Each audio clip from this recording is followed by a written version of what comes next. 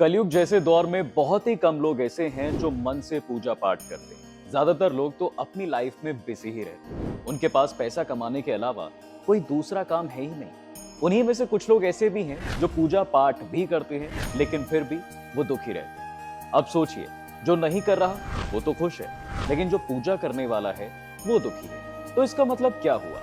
आपके मन में ये सवाल जरूर उठ रहा होगा कि आखिर ऐसा क्या है और ऐसा क्यों है? क्यों पूजा करने वाला दुखी रहता है?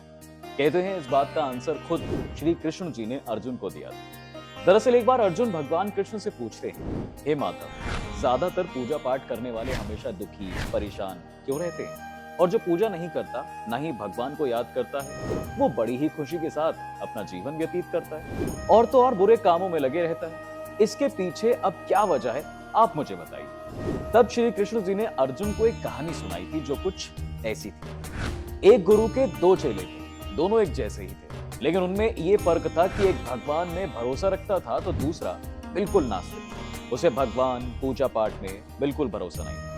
एक जहां पूजा पाठ भजन कीर्तन होते थे वहां दौड़ के जाता था और भगवान की भक्ति में खो जाता था। दूसरा शराब पीता, दूसरी औरतों के साथ गंदा व्यवहार करता, रिश्ता बनाता, सारी गंदी आदतें उसी के अंदर। एक बार बुरा शिष्य शराब के नशे में धुत बहकते हुए चला जा रहा था। तभी उसे अचानक से पैसों का एक भरा बैग मिला। अब पैसों से भरा बैग किसी को भी मिलता वो खुशी से पागल हो जाता। तो ऐसे में वो शिष्य भी खुशी से झूमने लग जाता है। फिर वो जोर जोर से चिल्लाकर सबको बताने लगता है कि मुझे तो पैसे की भरी थैली मिली है, मेरी जिंदगी में अब मजे ही मजे होंगे, मेरा तो जीवन ही सफल हो गया।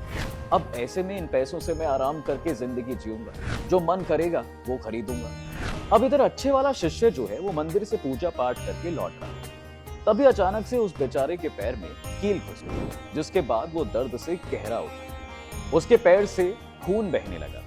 उसी टाइम वो दूसरे वाला शिष्य यानी शराबी वाला वो वहां पहुंचा और बोलने लगा, अरे तुम ही हो ना वो जो दिनों रात भगवान की भक्ति में डूबे रहते हो? क्या हुआ, पूजा पाठ करके तुम्हारे भगवान ने ये सिला दिया? मैं तो कभी पूजा पाठ करता नहीं, मेरे घर में ना कोई मंदिर है, ना कभी मैं मंदिर जाता हूँ, भगवान के सामने कभी माथा तक नहीं टेकता, ना कभी कोई भजन कीर्तन करवाया, फिर भी मैं कितना संपन्न हूँ, मैं तुम्हें कितना ज्यादा अमीर हूँ, मेरे पास पैसों की कोई कमी नहीं है, तुमसे अच्छी जिंदगी तो मैं ही जी रहा हूँ। अच्छे शिष्य को उसकी बात कांटे की तरह चुभने लगी, लेकिन उसके मन में एक और ख्याल ये आया कि वैसे ये सही तो कह रहा है, मैं इतनी पूजा पाठ करता हूँ तो मेरे साथ ऐसा हुआ, और वो तो कुछ भी ऐसा नहीं करता, तो वो कितना खुश रहता है। अभी सब सोचते हुए वो अपने गुरु के पास जाता है और उसने यही उनसे वो सवाल पूछा था कि तब उसके गुरु कहते हैं, भगवान जो भी करते हैं वो अच्छे के लिए ही करते हैं, भगवान हर इंसान को उसकी योग्यता के हिसाब से ही फल देते हैं। तुम अपने सवालों का उत्तर खुद ही जानते हो, भगवान ने उसे पैसों से भरी झोली क्यों दी और तुम्हारे पैर में कील क्यों चुभाई? तो सुनो, तुमने अपने पिछले जन्म में बहुत से बुरे कर्म किए थे, आज तुम्हारी मौत होने वाली थी, लेकिन तुम बच गए क्योंकि तुम मंदिर से लौट रहे थे। तुमने वहां जाकर भगवान की पूजा की, इसलिए तुम्हारी मौत नहीं हुई, बल्कि एक छोटी सी कील तुम्हें चुभी। रही बात तुम्हारे दोस्त की, तो उसने अपने पिछले जन्म में बहुत से ऐसे कर्म किए थे, एक तरह से कह सकते हैं कि वो संत था। उसे इस जन्म में कई करोड़ों की संपत्ति मिलने वाली थी, लेकिन उसके गलत कर्मों की वजह से उसे थोड़े से ही पैसे मिले। अब ऐसे में अपनी किस्मत या भगवान को दोष देने से कुछ नहीं होगा। तुम्हें जो भी मिल रहा है वो अपने कर्म के हिसाब से मिल रहा है। तुम काम अच्छा करोगे, खुद ब खुद तुम्हारी किस्मत बदल जाएगी। अब भगवान की ये कहानी जैसे अर्जुन को समझ में आ गई, वैसे ही आपको भी समझ में आ गया होगा कि ज्यादा पूजा करने वाले लोग दुखी किस वजह से रहते हैं। लेकिन क्या आपने कभी सोचा है कि ज्यादा पूजा पाठ करने से क्या होता है, फायदा या नुकसान? जैसा कि सभी को पता है कि पूजा पाठ हमें थोड़ी देर के लिए मन की शांति तो देती ही है, लेकिन कुछ समय बाद वही बेचैनी हमारे अंदर फिर से खड़ी हो जाती है। ऐसे में आदमी इस परेशानी में पड़ जाता है कि पूजा पाठ का सच में फायदा होता भी है या नहीं। देखिए, परेशानी पूजा पाठ में नहीं, बल्कि दिक्कत हमारे अज्ञान में है। जी हाँ, जैसे कि हमें ये नहीं पता होगा या फिर ये ज्ञात नहीं होगा हवन, भजन कीर्तन, भक्ति ये सब क्या है, लेकिन फिर भी हम इन चीजों को करते हैं। इसलिए अगर आप घर में यज्ञ करवाते हैं, सुबह शाम पूजा पाठ करते हैं, तो उससे पहले ये जान तो लीजिए कि कम से कम शास्त्रों से यज्ञ से क्या मतलब है, यज्ञ में आग का क्या महत्व है, या यज्ञ में लकड़ी और घी जलाने से आपकी लाइफ में शांति आएगी। अगर आप बस पंडितों के कहने पर घर में यज्ञ करवा लेते हैं तो ये सच में यज्ञ का मतलब नहीं होता। और जब मतलब ही नहीं होगा तो क्या यज्ञ आपके क्या काम आएगा? ये कभी सोचा है आपने? नहीं। उसके लिए पहले आपको यज्ञ का सही महत्व जानना होगा, वो भी किसी हिंदू पुराण या ग्रंथ से, ताकि आप इसको करवाने के फायदे जान लें। अब जानते हैं पूजा पाठ कब नुकसानदेह होता है।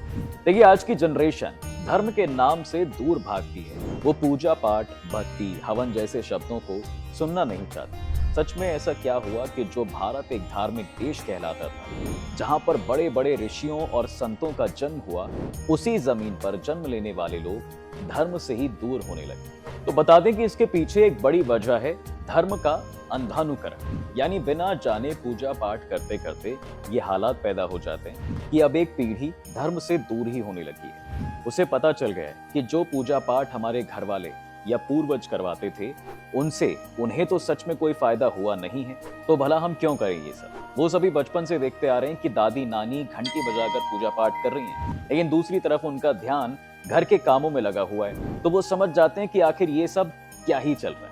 इसलिए जब धर्म को हम समझते नहीं, धार्मिक कामों की इंपॉर्टेंस हम जानते नहीं, बस निभाते रहते हैं, तो इसका रिजल्ट आखिर में यही निकलता है कि फिर एक पूरी की पूरी पीढ़ी अपने धर्म से दूर हो जाती है।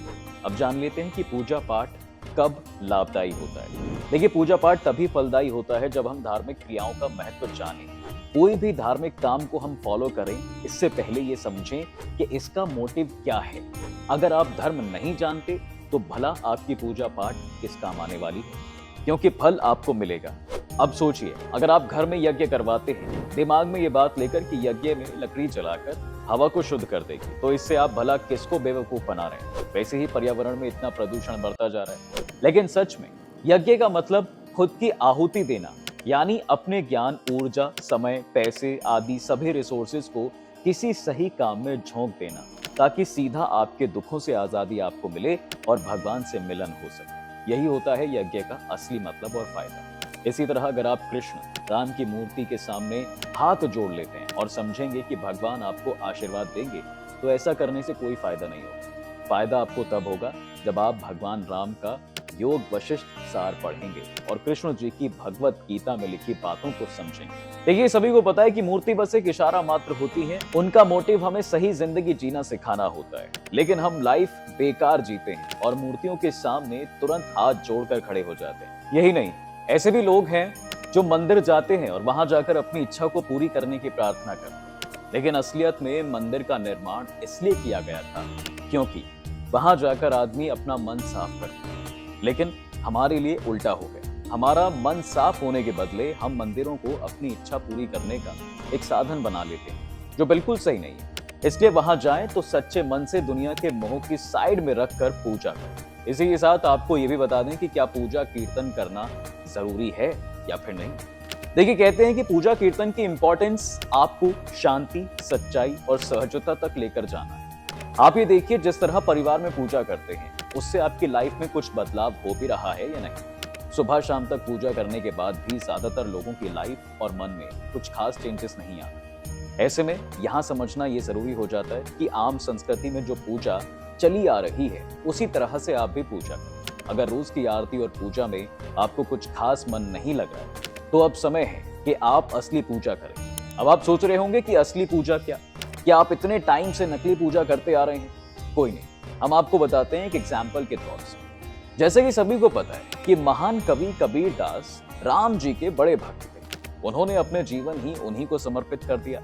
लेकिन उनका एक दोहा, जिससे आप हमारी बात समझ जाएंगे, जो कुछ ऐसे है कि माला जपू न कर जपू और मुख से कहे ना राम, राम हमारा हमें जप रे कबीरा, हम पायो विश्राम। इसका मतलब है कि अब कबीर दास का उठना बैठना सारे काम राम जी के आदेश पर है।